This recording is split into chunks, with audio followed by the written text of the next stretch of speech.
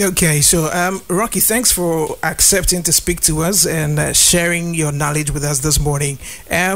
Like you said, there's something that was long coming, but I want to find out from you, how did you receive the news? Were you privy to it as, somebody who's had multiple nominations? Were you privy to it, or it came to you just like it did come to all of us? That's a surprise. Oh, I mean, there has been, there has been a lot of people who have been pushing for African music to be recognized in there, So this has not been something that happened overnight, There's been a lot of conversations about it, a lot of advocacy around it, a lot of people who, so it is something that did not happen overnight, and, many people within even the academy who are of African descent have been pushing for that, and many. So it's not that something overnight it happened. There has been a lot of there's a lot of African labels, African members of the academy, and also people in places of power who have been very involved in African music, who have for a long time been pushing for this, so it is not something that happened overnight. Myself, I've been a strong advocate for, inclusion of African music and African styles and recognition of African music around the world and all of that. So it's a collective voice of people who were advocating for this, for it to happen, because we can't be excluded from a conversation when it comes to music. African music is the foundation of many musical styles around the world. So, the thing is that it's been done, and that is a good thing. Right. Now, with regards to this new category, what does it mean for music from Africa? And if we should zoom it to Ghana to be specific, what does this mean for perhaps music from Ghana and from Ghanaian musicians? I think that what it does for Ghanaian music is that it shows that we need to elevate what we have and also work together to better organize our sound, what the identity of the Ghanaian sound is. And when I talk about identity of Ghanaian sound, it doesn't mean that when you even take, for example, even South Africa, when you take Amapiano is like a combination of Kwaito and so many different styles that are all more, and then it was branded, because they wanted to give it an identity, whilst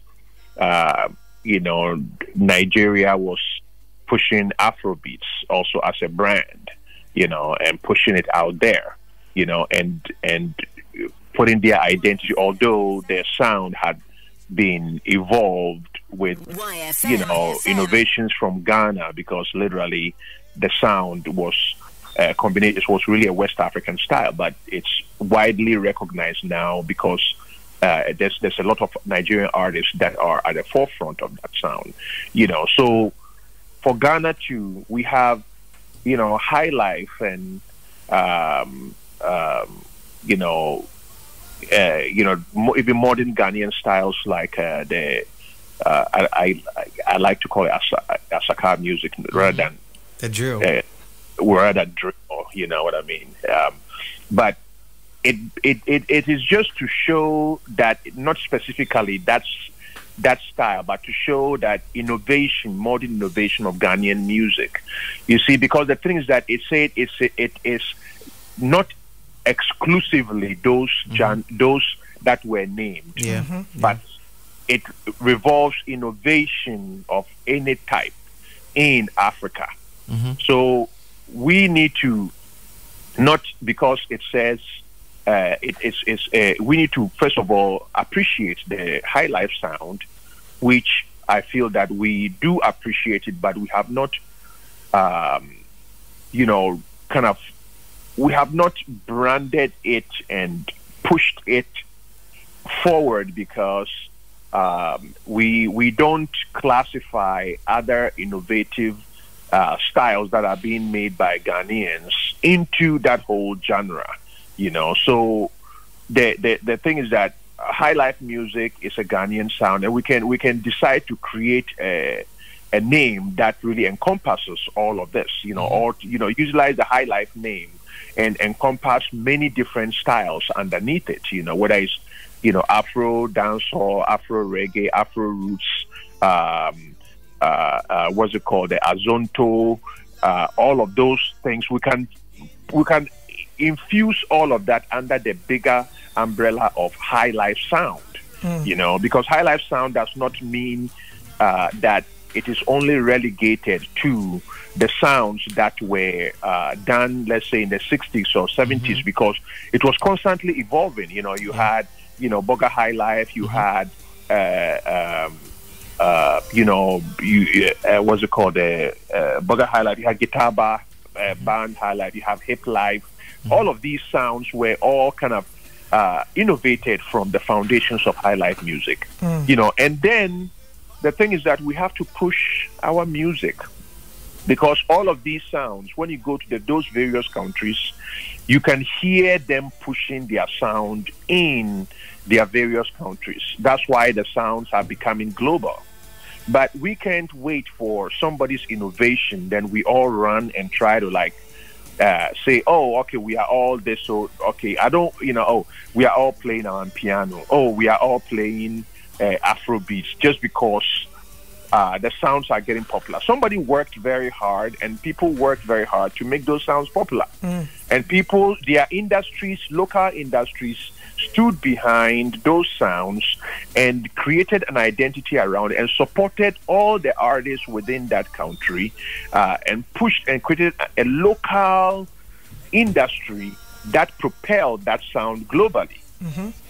So if we are listening to radio here in Ghana and you are hearing more sounds that are not Ghanaian, and more sounds that are, that puts us at a disadvantage in terms of being even able to properly compete, because those are the sounds that are going to be recognized outside. And if our identity is not part of those sounds, how do we expect to be leaders in those styles and sounds?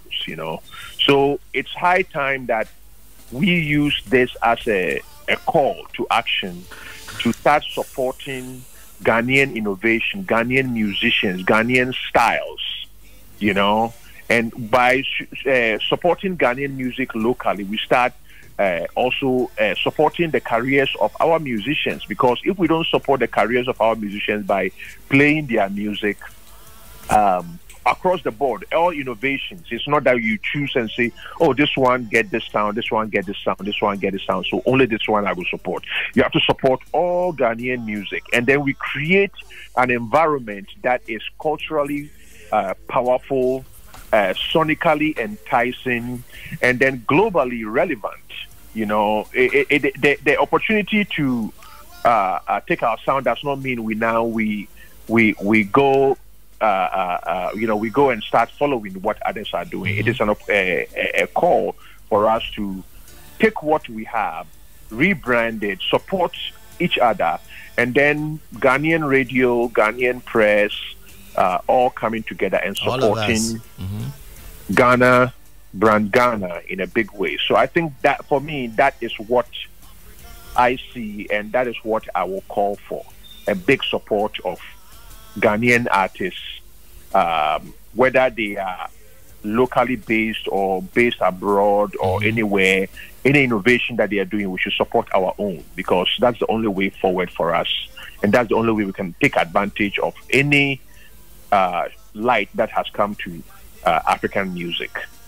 Amazing.